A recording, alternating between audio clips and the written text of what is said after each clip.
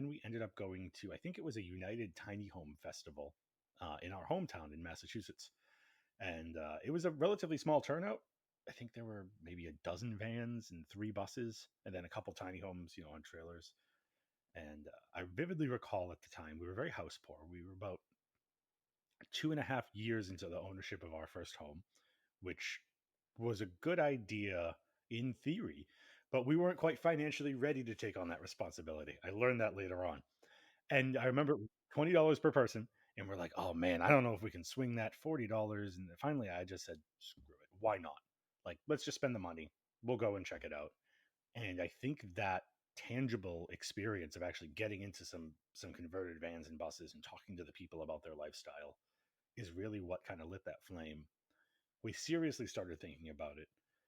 We ended up selling the house, moving into an apartment for a few years, with the goal of finding an apartment that would allow us to facilitate building a van or a bus. At the time was our idea.